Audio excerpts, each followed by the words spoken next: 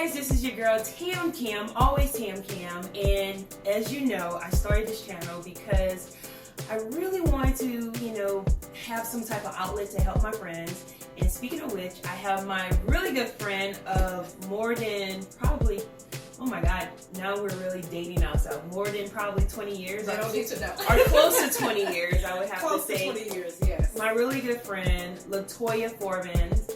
And she has a new organization. It's a nonprofit organization. Yes. And she's here to tell us about it and why she started it. And to my surprise, a lot of the things that she just told me or shared with me over the course of like 2 or 3 weeks, I was surprised. And so I think you guys gonna find this really interesting. And so I will let you go ahead and meet my really good friend, LaToya, in her beautiful purple. So tell us a little bit about yourself, LaToya.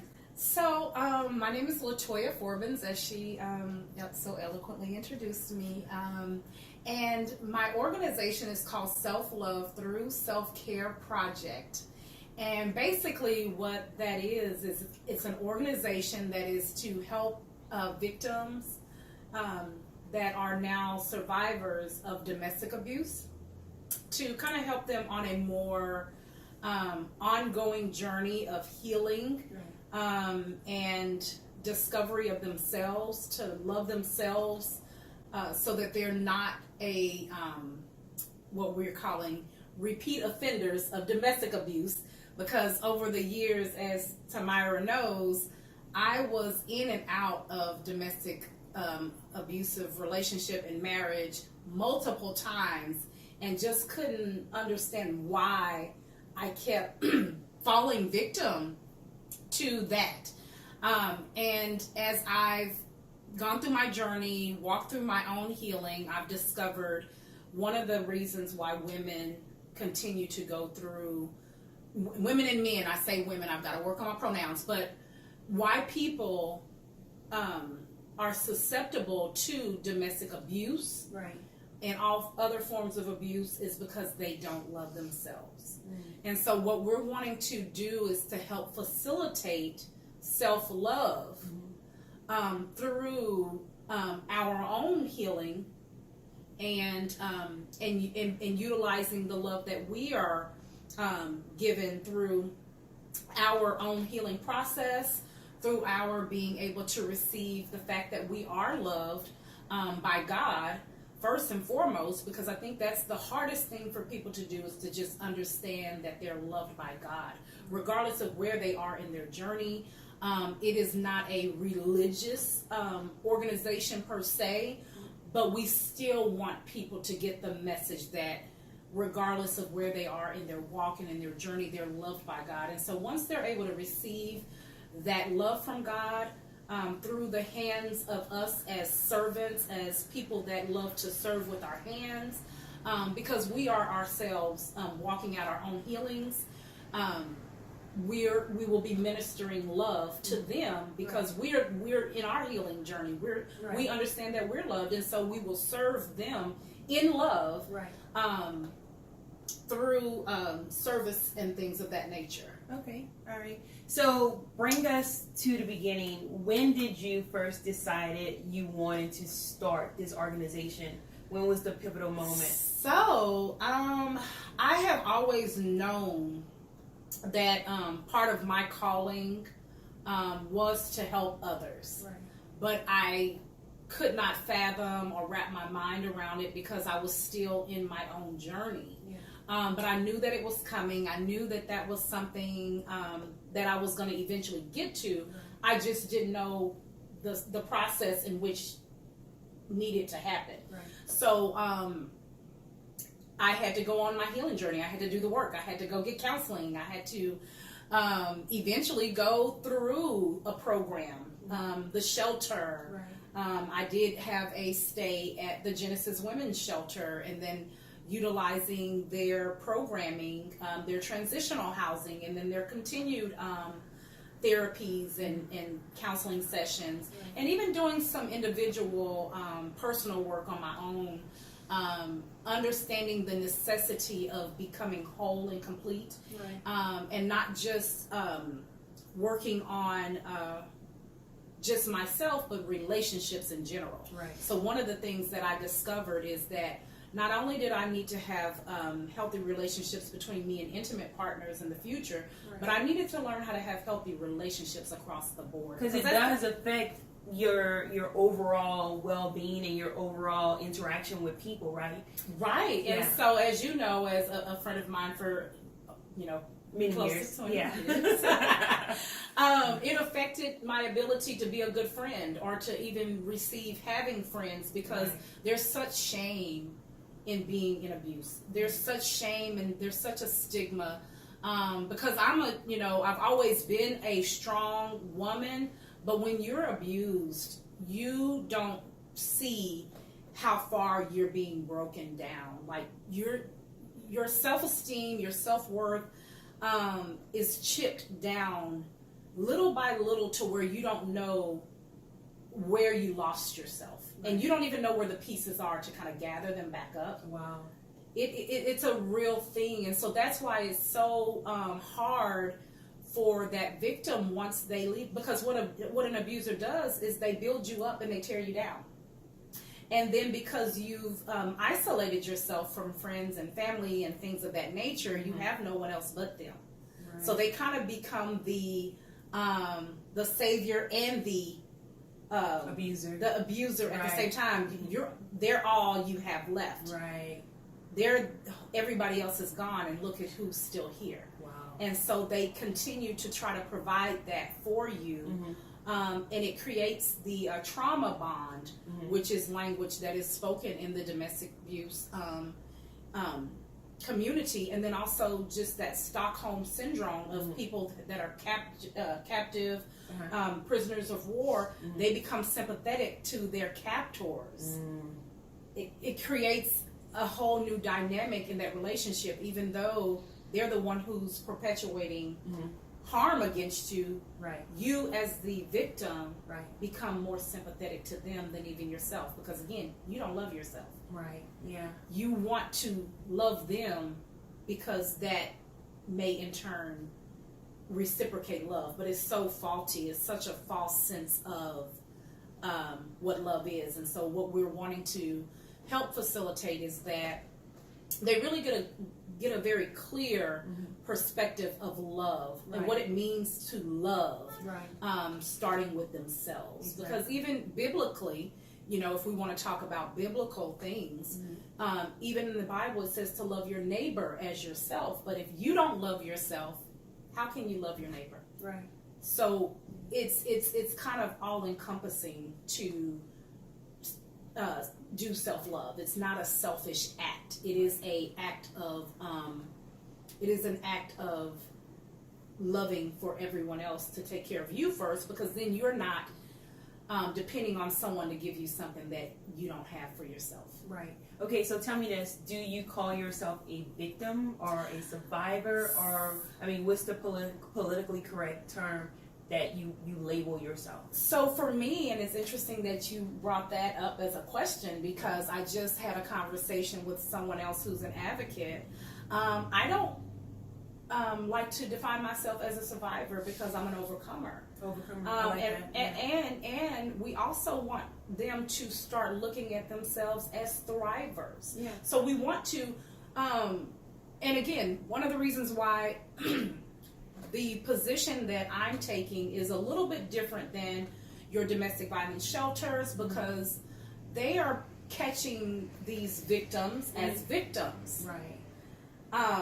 That is, it's kind of like triage. They're going to the emergency room. Your women's shelters, those places are like triage, emergency room, and they kind of help them kind of survive and kind of get on a journey of healing. But that's not it. Yeah. That is not the stop that you make in your healing. This is an ongoing process.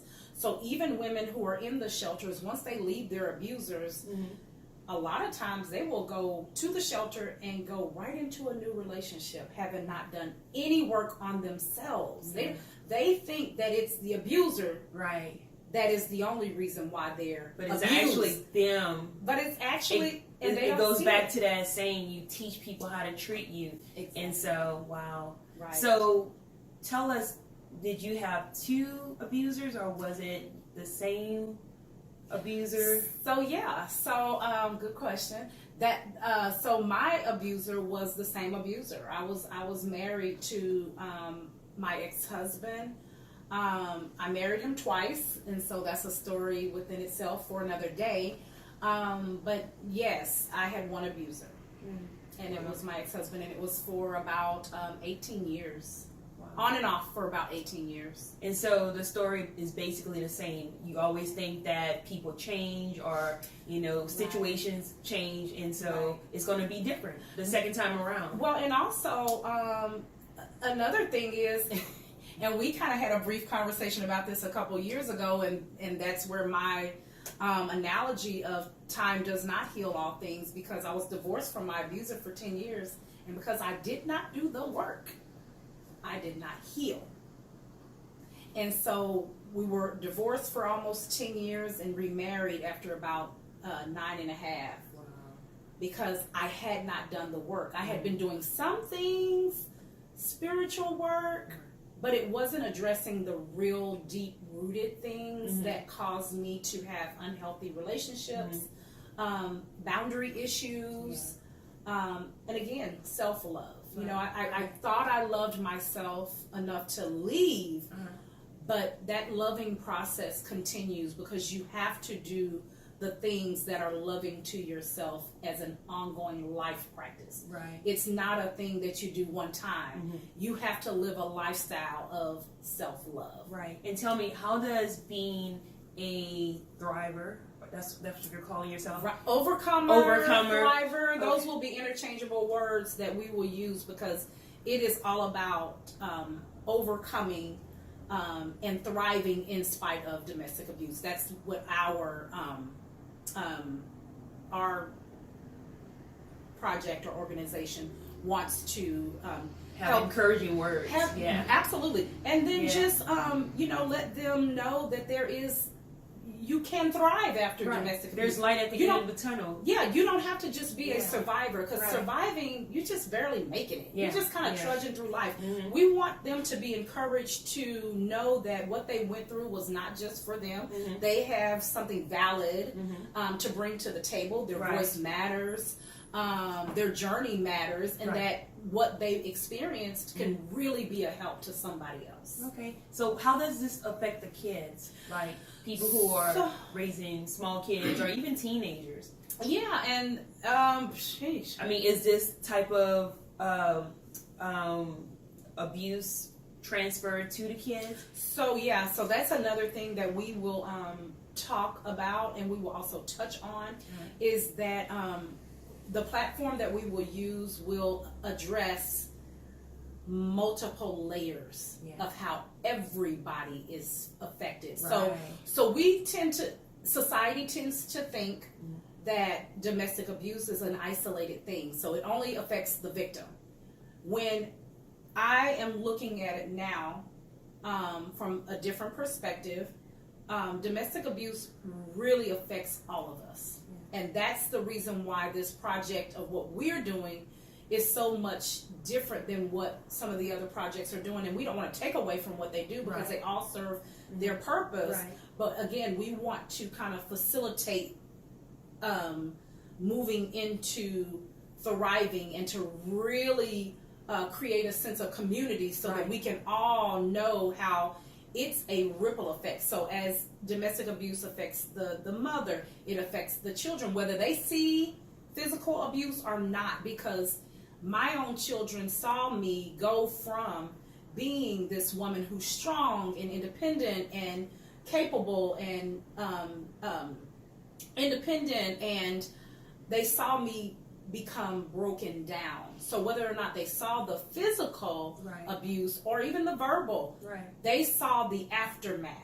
And I could not be my whole and complete self, because I'm just trudging through life. I'm just surviving. So I couldn't expel energy to be the mom that I needed to be for my children.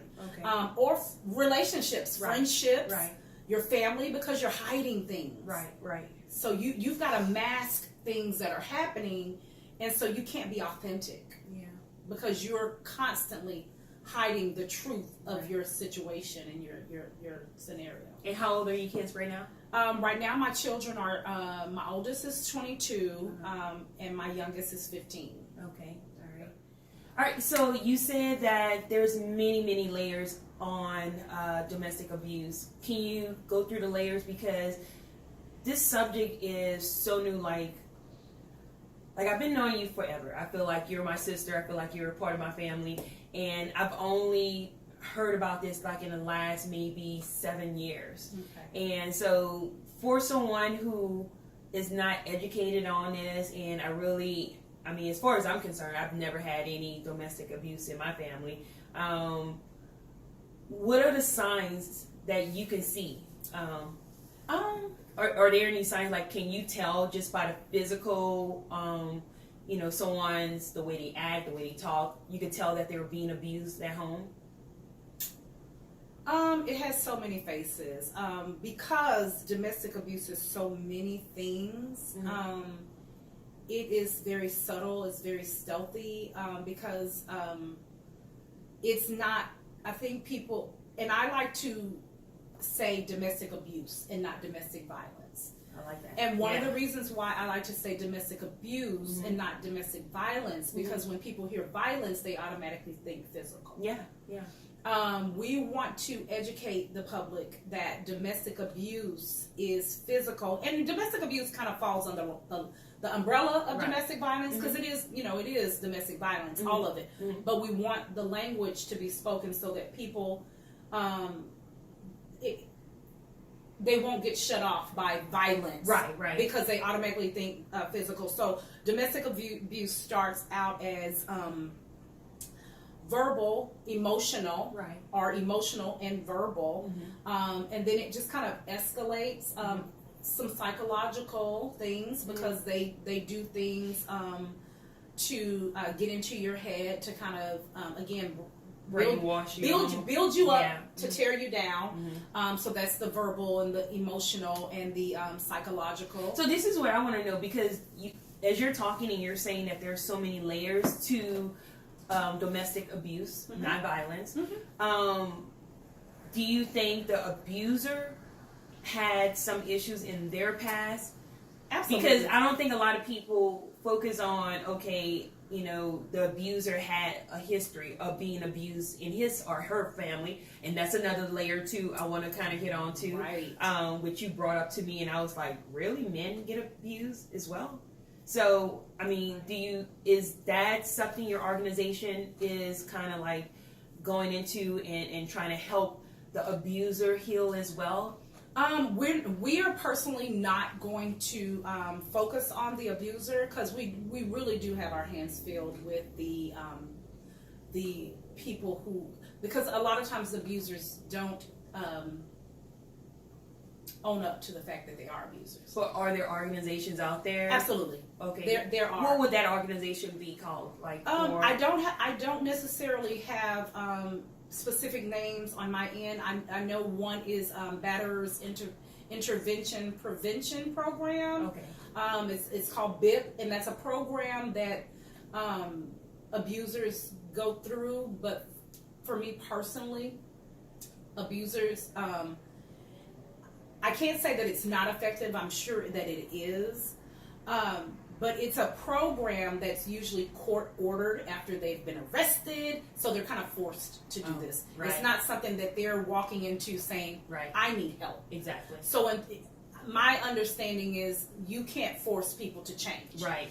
You can make them go through a program, and they will do it, and because my abuser did go through the program. I don't think he completed it, but he did go through the program. But you can force somebody to do a program like that, and they will go, but they will just be like, I don't know why. They're not dedicated. They don't think that they did anything wrong. It's not my fault. It's And so they go on to the next relationship doing the same thing, and the cycle continues. Or if they're still with their victim, because that was my case at a point in time, they make it's your fault that I'm having to go to this programming. Wow. So, whether, depending on what the dynamics of the relationship of the abuser and the victim, depending on what their relationship is at the time of him going through that process, that could be some different nuances of what that relationship dynamic can be. But I'm not saying that abusers can't get treatment. I just don't personally know of any that, and I know some gentlemen who have been,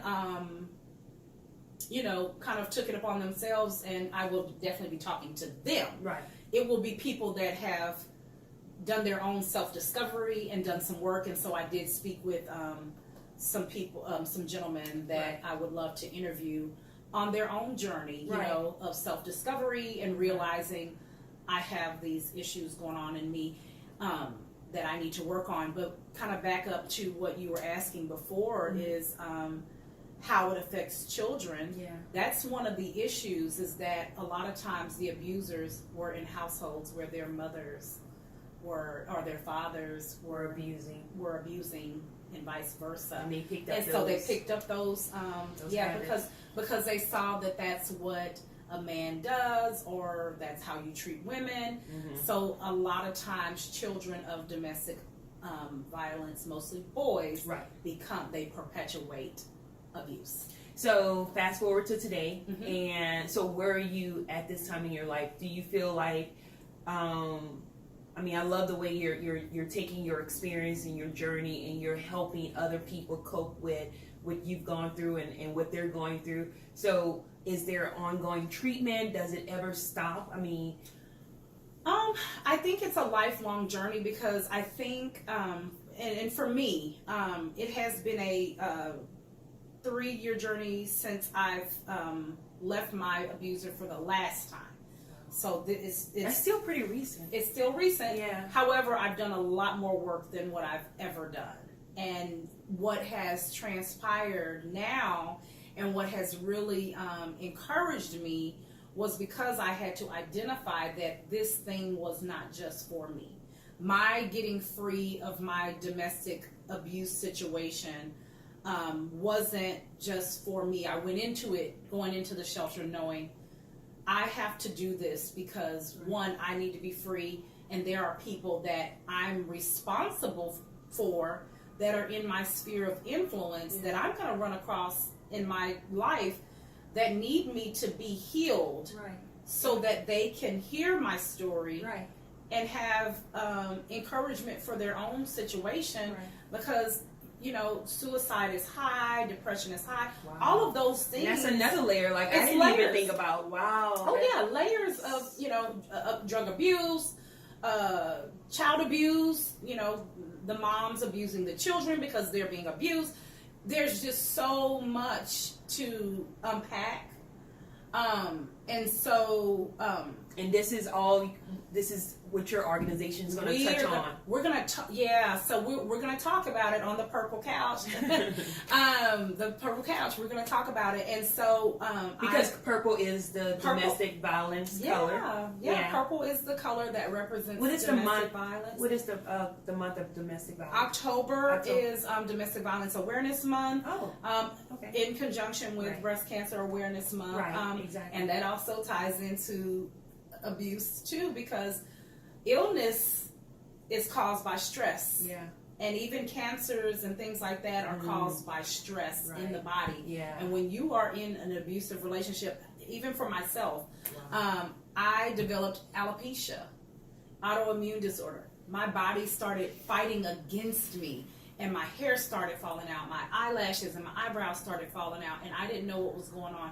My skin started turning this real ash green, gray color, and when I went and got treated by the doctor about 2 years ago, last year, it was last year, went and got treated by the doctor last year. They thought I had lupus, and they, took some, did lots of testing, and just found that it was from stress. The years of stress, it does something to you. Even the weight, I put on so much weight, because I'm eating my emotions away, but you must do the work. So what do you do now to manage your stress? So now self-care, I do self-care. I take time out. I don't overcommit. I I spend time in places that feed me my spirit. I spend time. I surround myself in good relationships. I'm making sure that I set boundaries for myself, and and I'm loving myself. You know, I understand the value of self-love. That it is not that it's not selfish. That I don't jump to everybody's, whatever their needs are, or I don't overexhaust myself. I make sure that I, exercise. I, try to eat healthier. And that's also part of the lifestyle thing. You create a whole new lifestyle for yourself so that you can be a better you to contribute the best version of you to the world. Exactly. So, but you got to do it for you first. You can't be, the other thing. The other thing that I discovered is that I don't have to be Superwoman. Right. Yeah. I don't have to do it all. No. I can put down the cape. I don't have to be the strongest black woman that ever walked the earth and take on the burdens of people and men that I, have in my life. I don't have to fix them. Mm-hmm. I don't have to tolerate someone else's brokenness and take on them as a project. Right. That's work. The only work that you can do is your own work. And a lot of times women, we are just so susceptible to martyrdom at the expense of ourselves. And so my own scenario was thinking, I can help him. Yeah. Because your feelings are all over the place, right? You feel like, I can change him. He'll change, So are you still like in a healthy relationship with him, or are you in a kind of, back and forth? What's your relationship with your abuser? Because you only have one abuser. Right. Yes. Right. So what's your status right now? So right now my status is we are currently divorced. We do have a child together. He is actually currently raising our son. And that was a really hard decision to make, but I knew in the end that he loved his son. He never did anything to physically abuse his son. We're in a much better space, even for communication. Right. Have your son ever seen you become abused? No, he never saw any physical abuse. Do he know about the abuse? He knows. Yeah, he knows. It's still complicated for him because his ideal is for, of course, his mother and father to be together. Right. And so he does struggle with that, and so. Do you ever worry about his future of relationships? No, I actually don't, because I am very transparent with him. And as a matter of fact, I just had a conversation with him last night about getting some counseling and asking him how did he feel about having someone to talk to about what he's gone through.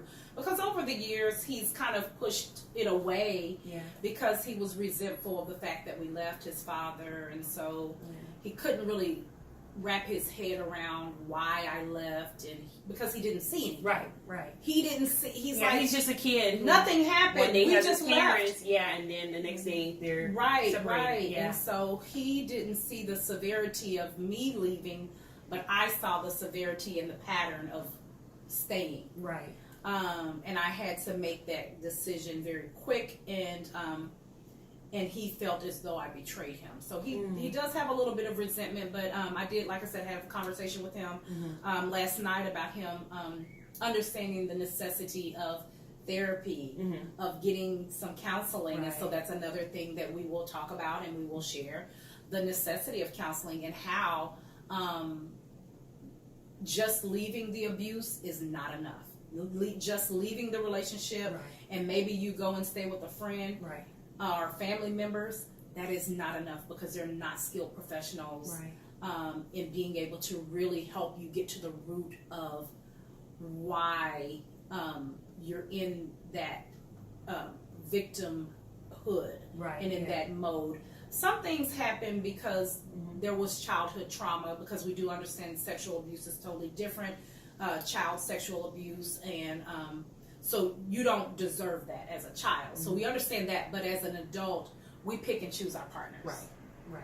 Yeah. So we have to take some accountability in Exactly. picking and choosing our partners and not blame shifting. Exactly. And so taking accountability, understanding your role in that relationship and the dynamic of how the relationship became, how you never had boundaries set from the beginning, because boundaries are so important, and even identifying codependency tendencies within yourself to want to be a savior to your abuser, or vice versa, him wanting to be your savior, and you guys kind of having this weird dynamic of almost like an addiction. Right. I need you, you need me. Yeah. So there's so much again that we're going to just kind of educate, and have guests to validate these issues, because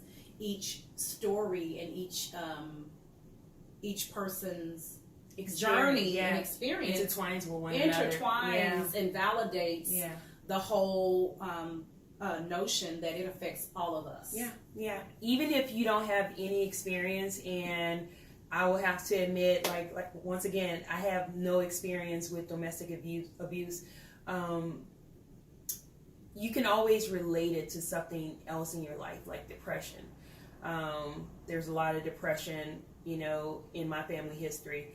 And so I think a lot of people are going to be educated. I think you're going to help a lot of people. I know you're on the right track, because I've seen a difference in you throughout the years, including your beautiful smile. Yes, that's a testimony all of itself. I haven't seen my friend smile this big ever, in the last year. I can see there's a growth inside of you, and I can tell that you're going to change a lot of people's lives. One thing I know for sure is that when I'm going through something, it helps to talk to people. It releases that stress. So the more you get your message out, the more you get the word out about your cause and your nonprofit, the better you're healing, so many people in your area, pretty much around the world, because this video may hit someone on the other side of the world. So okay, so let's go ahead and talk deeper about your nonprofit. Let me tap into what you just said, because I wanna also just kind of reiterate that is the reason why when we do work with some of our the people that we're going to be working with, we want them to share their story via video as well. So we're going to interview them based off of what we offer to them. Right. We're going to give them an opportunity to be empowered by their voice. They will also just kind of experience this paradigm shift in who they are. Not saying that they have to do what I'm doing, but again, each of our stories are so changed by just hearing that they got out and that they are now working toward doing more work, because that's the part that matters. You can leave the abusive relationship and 2 months later get into another abusive relationship. Or even just have unhealthy, toxic friendships and relationships that kind of keep you bound. And we are just wanting to help people get healed, filled, and free, so that they can help others get healed. Ooh, I like that as a tagline. That's our tagline. Yeah. That's our tagline, is to get healed, filled, and free, to help others get healed, filled, and free. And just by just their little part, we never know what that may spark for them in their journey. Exactly. It may encourage them to do their own thing. Right. Exactly. And the more you share, like you said, the more you share, and that's what has happened to me over this time of my healing. I've been speaking out more and being transparent and being honest and vulnerable. I have gotten even more healing, even as I continue to walk through preparing to launch this project. I am continuously getting healing because I'm meeting so many people with similar stories of the journey of healing, and it just continues to affirm how needed this journey and this process and this project, how needed it is, and how far it will go.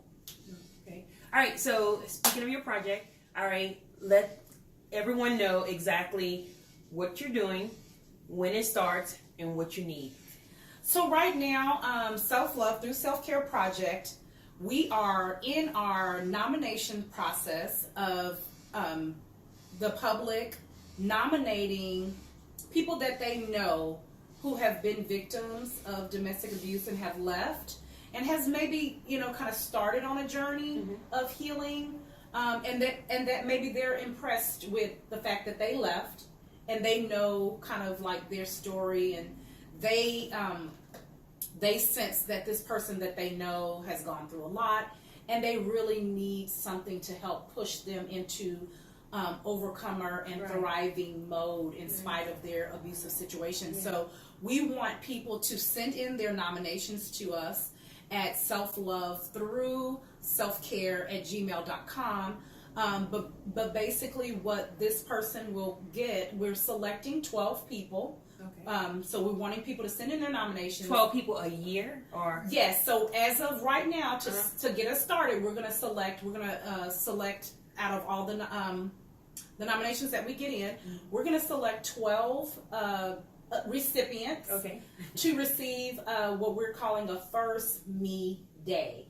So they are basically going to be just overwhelmed and pampered with love through self-care services. Right. And so those services include a full massage, a facial, mani-pedi. They'll get lunch, because this is a full day and it's all about them. They will have to take the entire day off. They will get the mani-pedi, the lunch, makeup, hair and makeup. Oh wow! A photo shoot. Okay. An outfit. They will select an outfit prior to the day of their First Me Day, and then they will also get. Of course, they'll get the photo shoot, and they'll get those photos, images. Right. But we'll also use those images as well to just promote what this First Me Day does for the confidence of someone who's a survivor. Yeah. And so after their photo shoot, they will also get a dinner for two. Nice. And an activity, an evening activity, because they're all dressed up with nowhere to go. So they need to go out and be celebrated. So this is a day of celebration for them. Right. It's a day of them receiving love, because all of our volunteers will be doing this from their hearts. Yeah. Because they love what they do, and they're passionate about what they do. And a lot of our volunteers are people who have been victims of domestic abuse, so they know the importance of the self-care, and then them also just being so compassionate and empathetic to the person that we are going to be servicing. So it's just going to be this total day of just love fest. Yeah. It's just a love fest. I love it. And again, that's a part of the feeling. Right. So they're healing. They're getting healed, but they're getting filled with love, so that they can then give out of the overflow that they've received. Exactly. Okay. And so what happens the next day? I mean, are you in contact with them? Yes. Do they have like some type of program that they're a part of throughout the whole year? So right now we're still kind of in the beginning stages. We're really still planning. I do have a psychologist on my team. Wow. I have a psychologist that is going to be over our mental health department, and being able to get them continued. We have not structured just yet what that's going to look like, but that is something that we're in the works of doing. Okay. Getting them connected to a licensed professional counselor or another mental health professional that is willing to donate their time to serve that individual. And then I spoke with a police officer last night, and she also mentioned to me, and she's also going to head up that department with something that is similar to like Big Brothers Big Sisters, so kind of a mentoring program. Right. And she brought that to my attention. That's a great idea. That's actually a really good idea. Well, kind of, and when she gave me the analogy, I looked at it as like an addict having a sponsor. Wow. Yeah. To do life with, someone that you can call. because you can't really call your licensed professional counselor in the middle of the night, but you need someone that you are need able someone to hold you accountable. Accountability and keep you on the right track. Right. So we will be definitely looking into that. So we will be keeping up with these people, and then of course we want them to after their first Me Day, they're going to come back, sit on the purple couch, say what their experience was like for the first Me Day, and then also just share a little bit of their story and what are their plans for their future. Absolutely. And what did it do for their confidence going through the first Me Day, and what can they share to the next person who may be just watching the video, and what they can impart from their own experience. And just even that alone helps them also become even more free. Okay, so just so I can understand and everyone else can understand, the nominees of the first Me Day, do they have to be out of the abusive relationship? Absolutely. Okay, so do they have to go through any type of program before being nominated, or like what should their status be, in order to be nominated? Because we do not want them to go back to that relationship after being celebrated and pampered. Absolutely. Yeah. So yes. So I'm glad you asked. So yes, we definitely. So again, that's why we don't want to. We're not really dealing with those who are just coming out of abuse. We are wanting to cater to the audience of those who have been out, and I don't who's on the road, basically the road of recovery. They're on their road of recovery. We don't want to put we're going to put together actually a questionnaire, kind of like a screening process. Right. We'll probably do a double screening process of if they qualify. Right. But we don't want to discourage those nominations. We really do want you to send in the nominations, because we never know how those other candidates may be able to play a part. We may still be able to reach them in some kind of way, or direct them to some other help. So we're not necessarily turning people away. Right. We won't be turning people away. We will just be wanting to highlight the best candidates. Right. And I know you're still trying to put everything together. You're trying to figure out what's the best system to select these candidates. So more details to come. So for those who, let's go ahead and recap, actually. Let's go ahead and sum this whole video up. So to recap, what do you need from everyone right now? Right now, we're in the process of definitely needing those nominations to come in, because that's how we're gonna actually select those nominations, and we're gonna have to extend our process of nominations and give you guys some more time, so we will do through November 15th. Okay. We were actually only going to do for the month of October, and I think going forward we will just do for the month of October, because that is the month that domestic violence awareness is a lot more highlighted and spotlighted. And so by November we want to start working on our start working on our process of selecting the nominees, so that by January we will have our first candidate. So we need to get those nominations in. So we definitely need that. Send in those nominations to the self-love through self-care at gmail.com. Okay. Any other positions that you're looking for to help the organization? We definitely need volunteers. We need volunteers. We need hairstylists. We need nail techs. We need massage therapists. We need estheticians.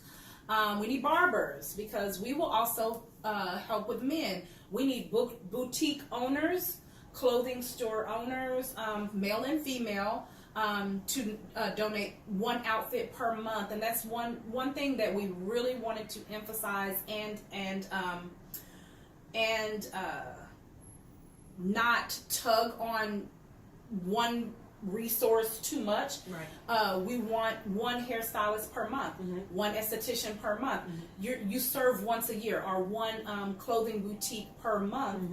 So we want to get 12, so that we're not over exhausting your giving ability.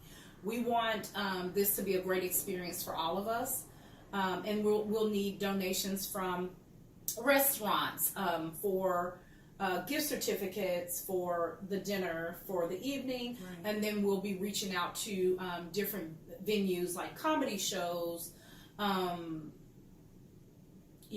football games, right. or hockey, Anyone or whatever. who can find it in their heart to contribute to your cause. And of course donations are, we're calling them love seeds. Love is our language. So we're always needing love seeds to forward the agenda, because there are some things that will require monies to get this thing moving and rolling, and some of the background things that need to happen. We do have sponsors for our we have brand ambassadors right now, marketing and brand ambassadors, mm-hmm. That are actually doing our website for us, Infusion Web Designs. They're doing our website, and so we're super blessed for that. And they did our logo, mm-hmm. and they're going to help us, of course, in the future for more branding and marketing materials. Mm-hmm. And they're partnering with us, and then we need people that are willing to sponsor, or whatever the case may be. We need those helping hands. Yeah. All right, guys. So thank you so much for joining me and my friend LaToya of the Self-Love Through Self-Care Project. And we will be back. This is not going to be the end that you'll hear about this on Always Ham Cam. I am deeply committed to helping my friend get her message out about domestic abuse, not violence. We're trying to change the language here. And we really want to change the narrative on how people see the domestic abuse community. So once again, this is your girl Tam Cam, Always Ham Cam, and my beautiful friend LaToya Forbins. And we will see you pretty soon. Take care, guys. Bye.